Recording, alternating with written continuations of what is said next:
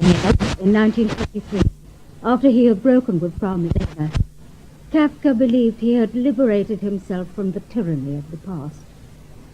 But the earlier problems were too tightly bound up with his life. To touch one single string made all the others vibrate too. His inner life was of unfathomable depth and unbearable.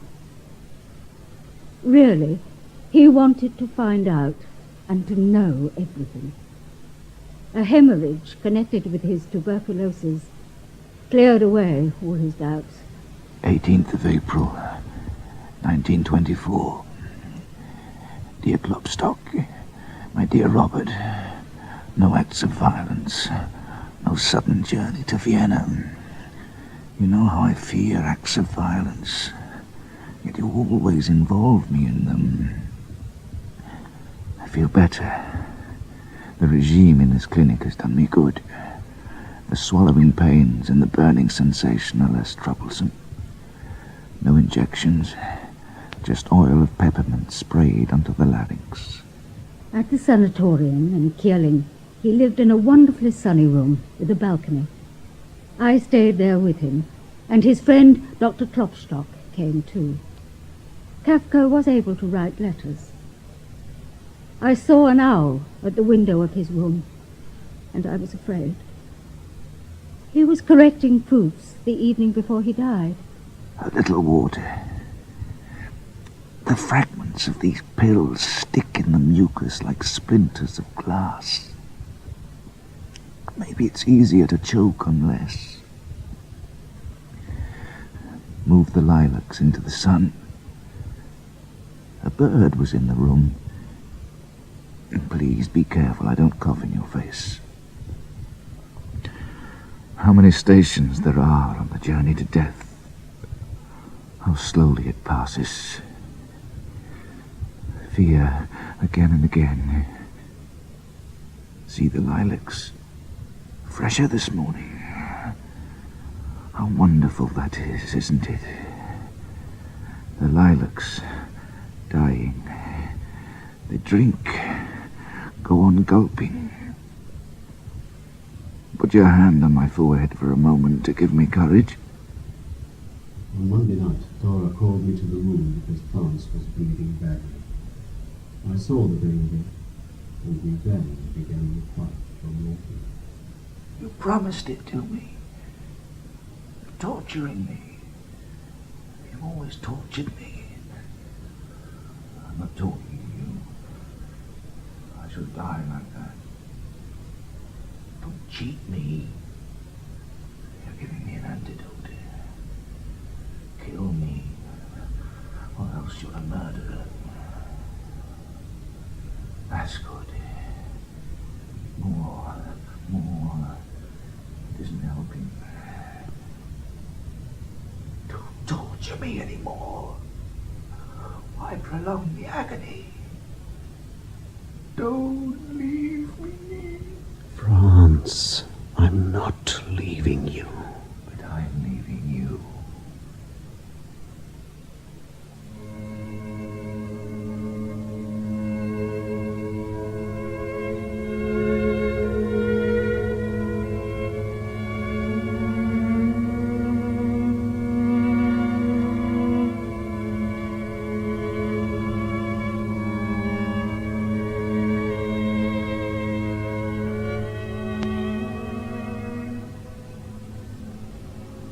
On Tuesday, the 3rd of June 1924, Dr. Franz Kafka, a writer in German who used to live in Prague, died in the Kierling sanatorium near Vienna.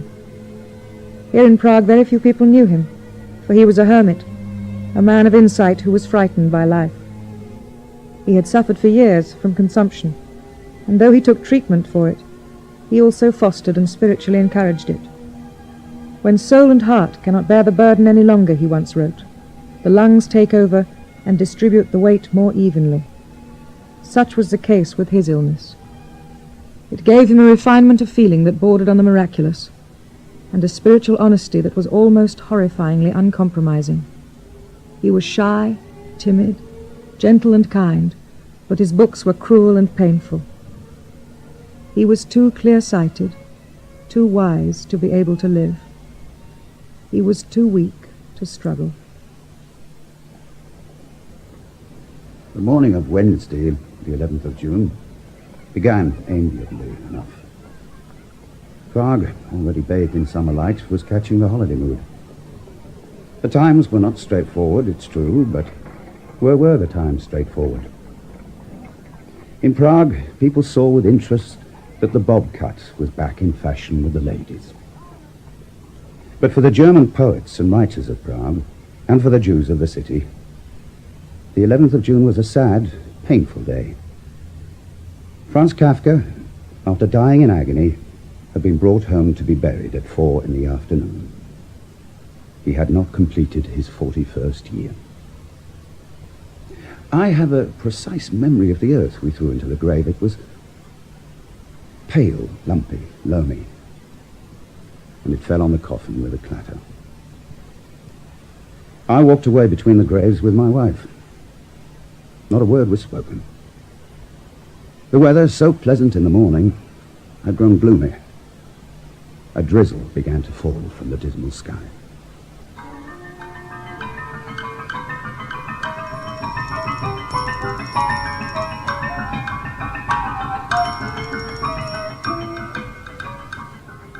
When I think back to the time when I was still a member of the canine community, sharing its preoccupations, a dog among dogs, I find that from the very beginning I sensed some discrepancy, some little maladjustment, causing a slight feeling of discomfort. I tried to quiet my apprehensions as best I could. More peaceful times came. Times, it is true, inducing a certain melancholy and lethargy, but nevertheless allowing me to carry on as a somewhat cold, reserved, shy, and calculating, but all things considered, normal enough dog. Solitary and withdrawn, with nothing to occupy me, save my hopeless but indispensable little investigations. That is how I live. The others treat me with respect, but do not understand my way of life. Yet they bear me no grudge, and even young dogs do not deny me a reverential greeting. Prague seemed to be a dead city. Grass grew on the pavement in the narrow lanes. The porter on his bench sat and smoked and breathed the evening air. The lanes were empty.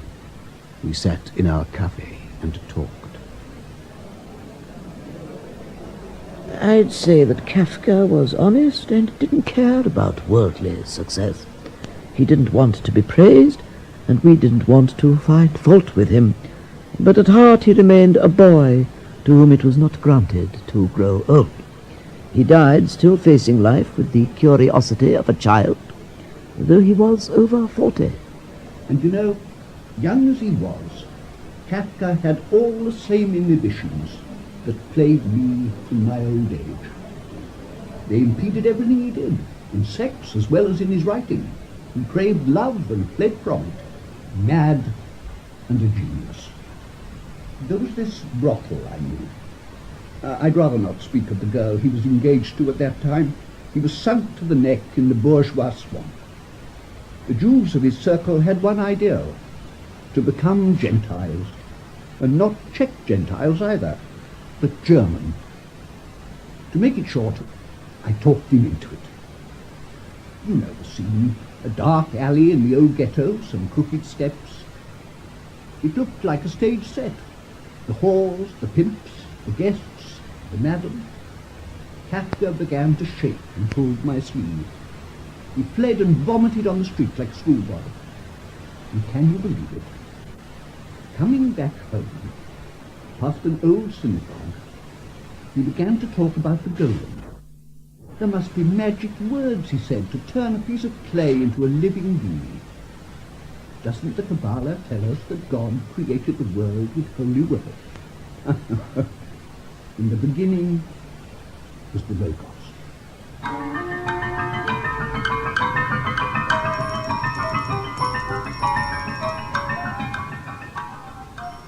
Imagine another Abraham, one who certainly wants to carry out the sacrifice properly, and in general perceives what the whole thing is about, but cannot imagine that he is the one meant, the repulsive old man and his dirty boy.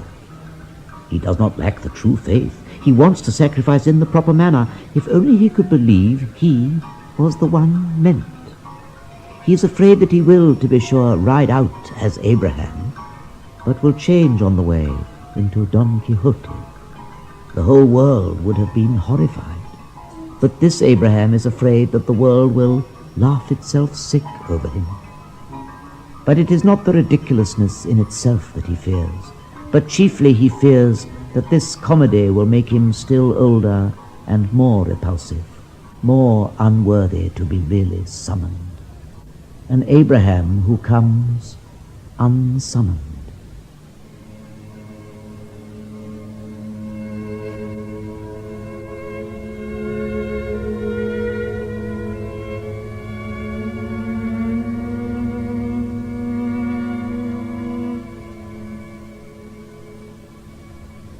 Franz Kafka was tall and slim and dark-skinned, and had a loping walk that suggested to me at first a half-breed Indian. He carried his head a little on one side. That was typical of him. He had the bearing of a lonely man. It wasn't exactly a kind of listening. There was also something very affectionate about it. Generally, he had a lively way of speech and liked talking. Sometimes one got the impression of a workmanlike satisfaction when he expressed himself well. He dressed very carefully. You would have thought it a lack of courtesy to have a badly knotted tie. He studied himself in the mirror without complacency, quite critical and judicial. It was done so as not to offend the world. I remember when I first met him on the Baltic in the summer of 1923, we were all sitting on benches at long tables. A little boy slipped and fell with embarrassment. Kafka said to him, eyes shining with admiration, "What a clever way to fall! And what a clever way to get up again!" When I thought of those words later, their central meaning seemed to me that everything could be saved. Except Kafka. Kafka could not be saved. I first met the writer Franz Kafka in the year 1920. I visited my father at the Workmen's Accident Insurance Institution on the Porridge, where father's colleague, Dr. Kafka, had read my poems and wanted to see me. "But this Dr. Kafka is the author of The Metamorphoses," I cried. "An extraordinary story. Do you know him?" My father nodded.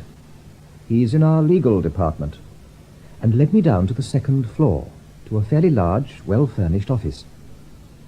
At one of the two desks sat a tall, thin man of singular aspect, as if apologizing for being so slender and tall. His figure seemed to say, "I am, forgive me, quite unimportant. You do me a great pleasure if you overlook me." So this, I thought, is the creator of the mysterious bug, Samsa. When my father had gone, Kafka said, "There is too much noise in your poems. That's a product of youth. But I'm no critic. I'm only a man under judgment and a spectator." "And the judge?" I asked. He gave an embarrassed smile. "Indeed, I am also the usher of the court, probably a quite humble assistant usher. I have no definite past." I laughed with him, though I didn't understand. "The only definite thing," he continued earnestly, "is suffering. When do you write?" I was surprised, but answered, "In the evening, at night." "The day is a great enchantment," he replied. "Perhaps it distracts from the darkness within. If it were not for these horrible sleepless nights, I would never write at all. But they always recall me again to my own dark solitude." Is he not himself, I thought, the unfortunate bug of metamorphosis? For Franz, life is entirely different from the normal expectation.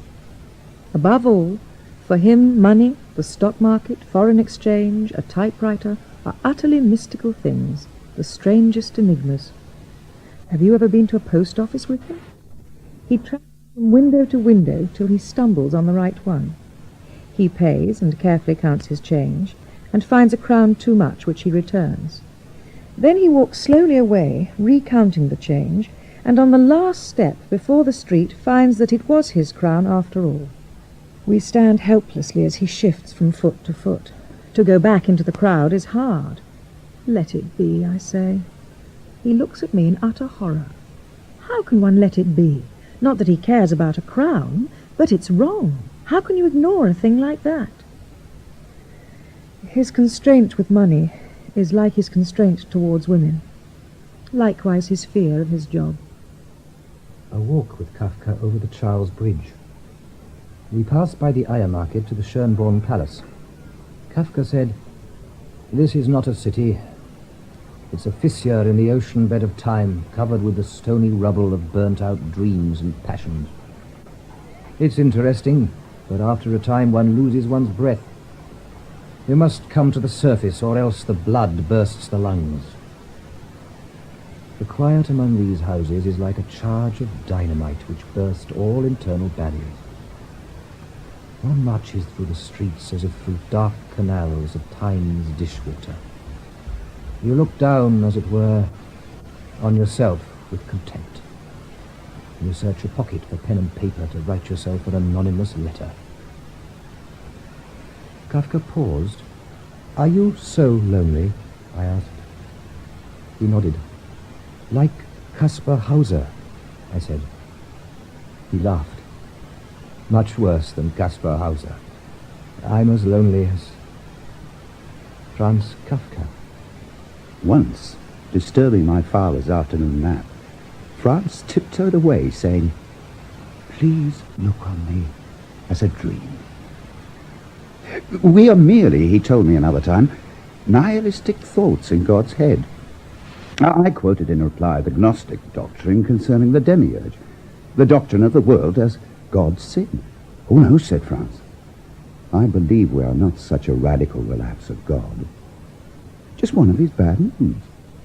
He had a bad day." "So," I said, "there would be hope outside this world." He smiled. "Oh, plenty of hope. For God. No end of hope. Only not for us." I was saying goodbye to a friend on the square of the Republic when Kafka unexpectedly approached. Suddenly he stood still and pointed. "Look, there.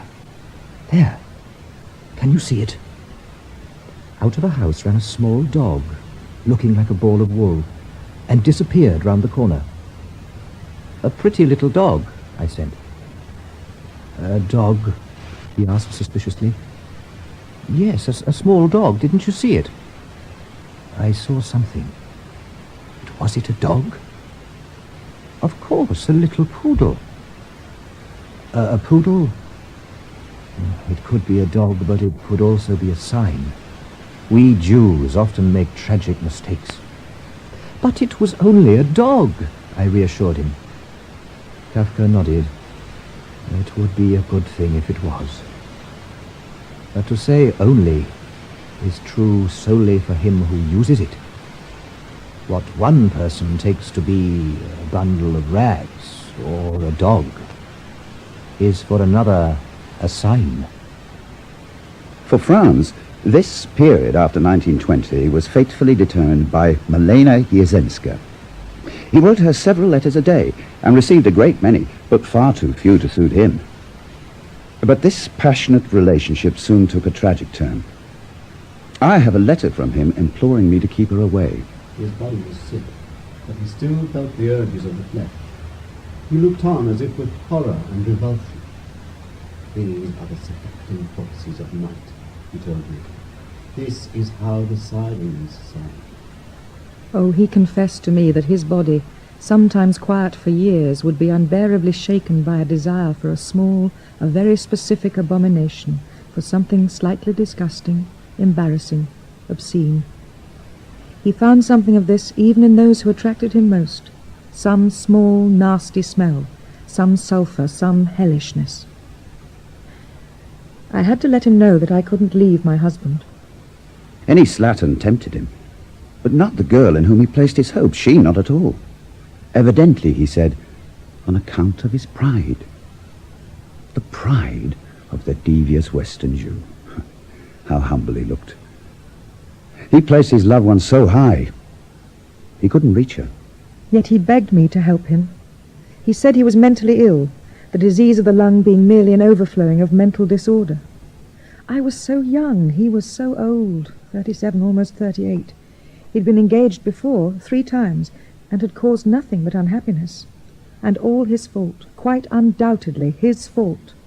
He deplored his lack of strength, deplored being born, deplored the light of the sun. "We shall never live together," he wrote to me, "in the same apartment, body to body at the same table. Never. Not even in the same town. No, Milena. The possibility of a shared life doesn't exist, under no condition.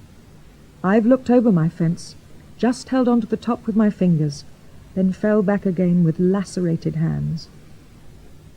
In 1921, he told me that no girl was holding him, and no girl would ever hold him anywhere.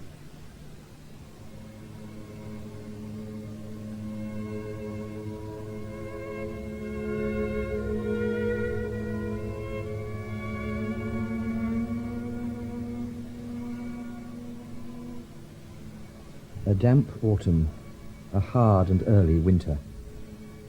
Kafka's illness grew worse. His desk at the insurance institution stood empty. Then one day I found him back there, sitting wearily at the desk, arms hanging limp. He smiled. "This is not an occupation," he said. "It's a form of decomposition. What do? I sit in the office, which is a foul-smelling factory of pain. I calmly lie to those who ask about my health, instead of turning away like a condemned man, which is what I am." He broke off and looked at me wryly. "And yet the insurance institution is like an eiderdown, heavy and warm. If I crawl out, I immediately run the risk of catching cold. They don't heat the outside world." In the spring of 1922, Kafka was again writing a little, in order to preserve himself from nerves. At 7 in the evening, he sat a while at his desk, but he thought it was nothing. It was merely, he said, like trying to scratch a dugout with fingernails in the midst of the world war. For 14 years, Franz Kafka waited patiently behind his smooth, polished desk in the smoke-filled air of the office of number 7 on the Porridge. He entered the Workmen's Accident Insurance Institution on the 30th of July, 1908, and at his own request, for reasons of ill health, retired as a principal secretary on the 1st of July, 1922. In the years that I cleaned the offices, I saw Dr. Kafka come and go as silently as a mouse. He disappeared as quietly as he'd lived at the institution for all that time. He was a fine man, quite different from the others. You could see it in the way he gave you something. He made giving a pleasure. Yes, Dr. Kafka never treated me like an old char. He was a fine man. I don't know who cleared out his desk. In his office cupboard there was only his threadbare grey coat, kept there for rainy days. I never saw him with an umbrella. Some other cleaner took that coat. I scrubbed the empty cupboard with soap. On his desk there was an old slender glass vase with 2 pencils and a pen holder. Next to it was a cup and saucer. Lovely, blue and gold. "Take that rubbish away," said Tremel, who shared the office. "So, I brought them home." Frau Svatek gave me that cup, for she knew how fond I was of Kafka.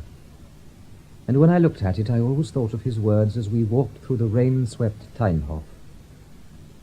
"We Jews are storytellers. Such a one tells stories or is silent. That is all. His world begins to vibrate within him, or it sinks into silence. My world is dying away. I am burnt out."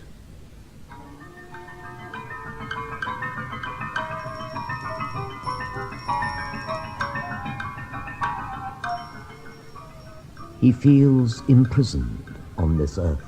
The melancholy, the impotence, the sickness, the feverish fancies of the captive afflict him. No comfort can comfort him, since gentle, head-splitting comfort only glosses over the brutal fact of imprisonment.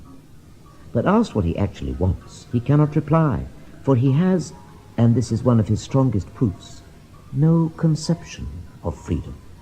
Calmly and insolently, as if at home, the din of the world streamed in and out through the bars. The prisoner was really free. He could take part in everything. Nothing outside escaped him. He could simply have left the cage. The bars were yards apart. He was not even a proper prisoner. Merely the bony structure of his own forehead blocks his way. Yet from this sense of hindrance, he deduces proof that he is alive.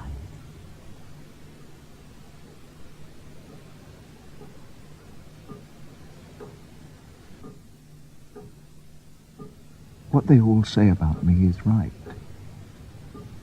Milena put it this way: all things are glorious, only not for Franz Kafka, and rightly so. I feel like someone expelled from the world, like someone who has a segment cut from the back of his head. The sun and the whole world peep in. It makes him nervous. It distracts him from his work, and it irritates him that he alone should be debarred from the spectacle.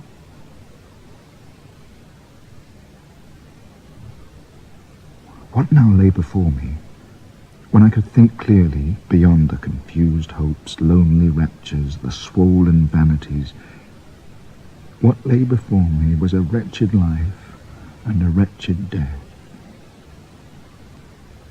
Well then, no need to leave the house. Stay at your desk and listen. Don't even listen. Just wait. Don't even wait. Be completely quiet and alone. It is not inertia, ill will, awkwardness that caused me to fail in family life, in friendship, in love, in my profession, in literature. It isn't that, but lack of ground underfoot, of air, of command.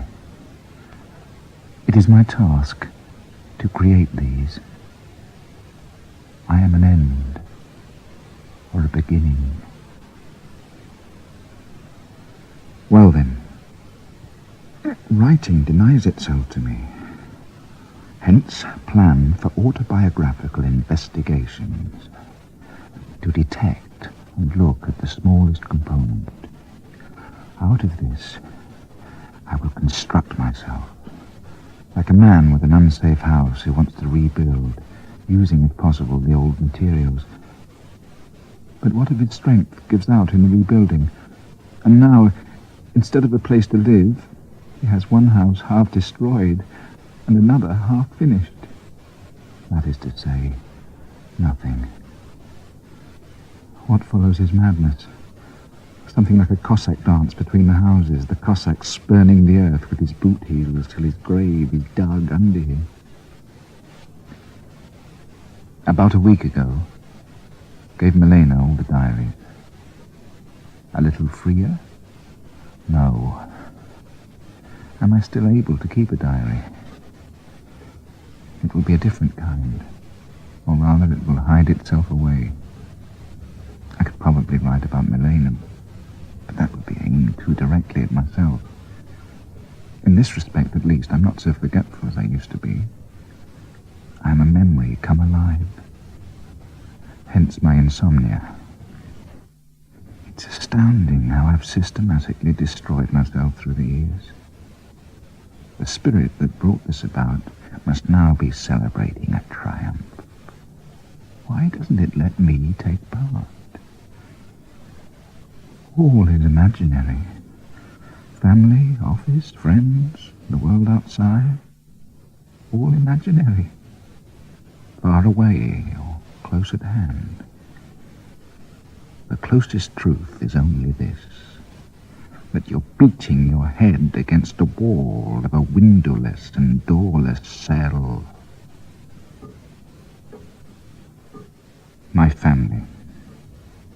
Is it taken for granted that a father will love and praise his son?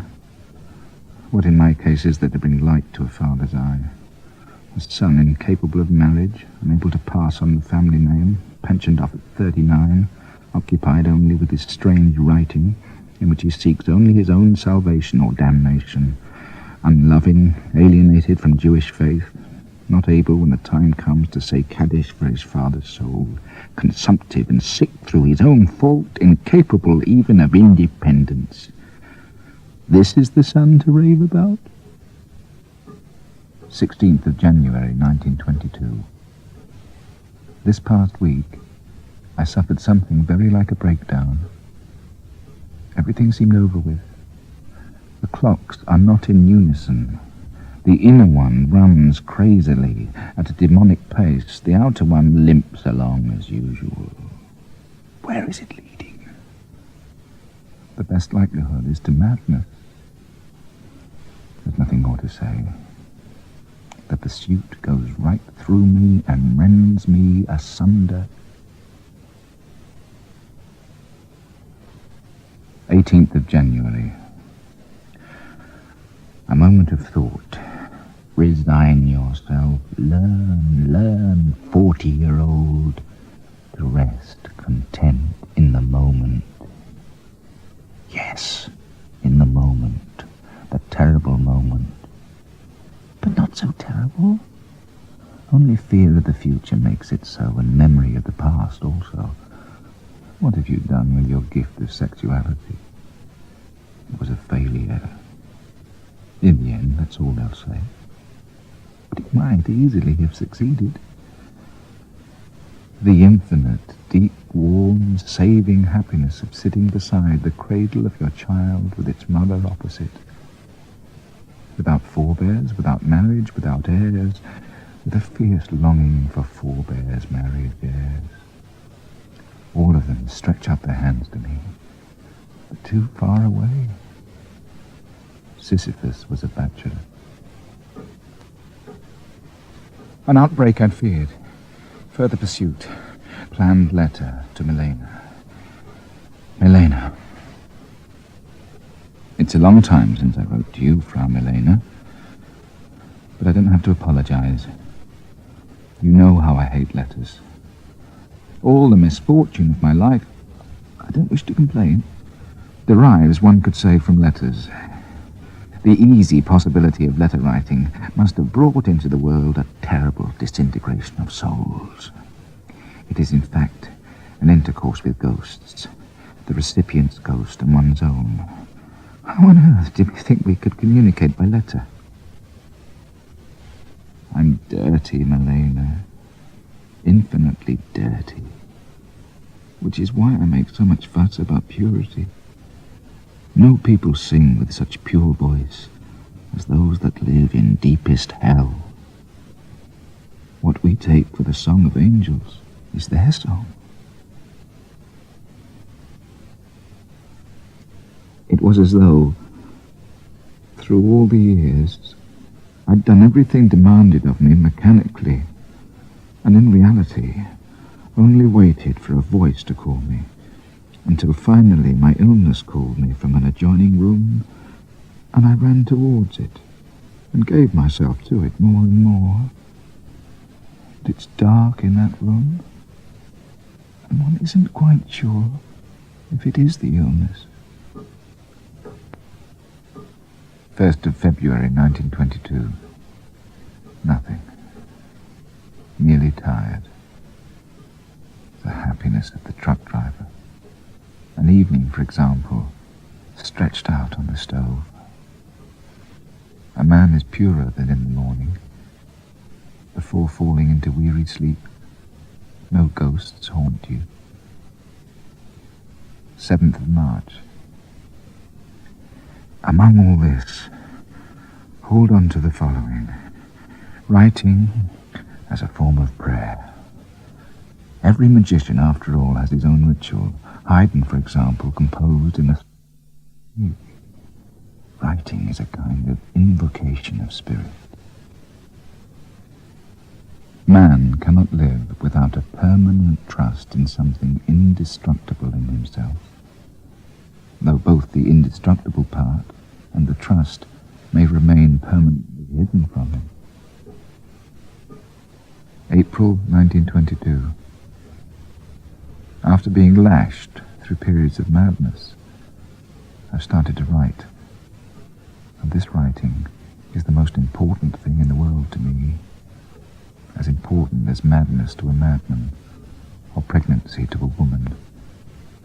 And so with trembling fear, I protect the writing from every disturbance, and not the writing alone, but also the solitude that is part of it.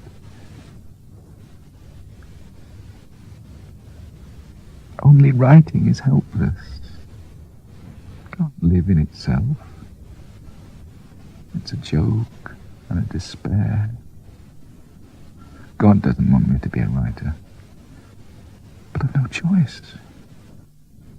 I know that if I don't write, I'll be thrust from among the living without mercy. One must write into the dark, as if into a tunnel. My stories are a kind of closing of the eyes, and what I need for this work is seclusion, not like a hermit, that wouldn't be enough, but like the dead. Writing, in this sense, is a sleep deeper than death. 5th of July, 1922. My dear Max, last night, as I lay sleepless and let everything veer back and forth between my aching temples, it became clear to me on what frail ground, altogether non-existent ground, I live. Over a darkness from which the black powers emerge when they will and destroy my life. Writing sustains me, but is it not more accurate to say it sustains this kind of life? And what about being a writer itself? It's a sweet and wonderful reward, but for what? In the night, it became clear to me, as clear as a child's lesson, that it is the reward for serving the devil. To underscore the whole story of my writing, I must add that fear is compounded by the thought that I might be kept away from my desk for several days. And this ridiculous thought is really the only legitimate one. For the existence of the writer is truly dependent on his desk. And if he wants to keep madness at bay, he must never stray far from it. He must hold on to it with his teeth. There's a definition of such a writer. He's the scapegoat of mankind. He makes it possible for man to enjoy sin without guilt. Almost without guilt.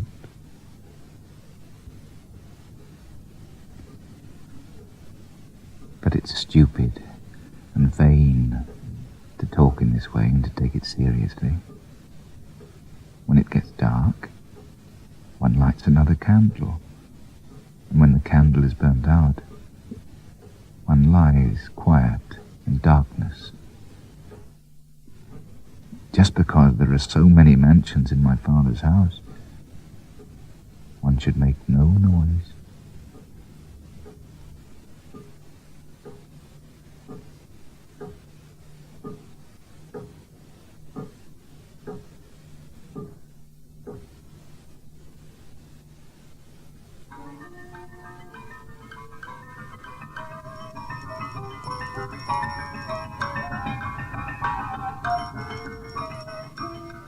People grew familiar with the idea, strange in these times, of a hunger artist, and with this familiarity the verdict went against him. He could fast as much as he liked, and he did so, but nothing could save him now. People passed him by. Time went on, until one day a foreman's eye fell on his cage. He asked why this perfectly good cage should be left standing there full of dirty straw. Nobody knew, until someone remembered about the hunger artist.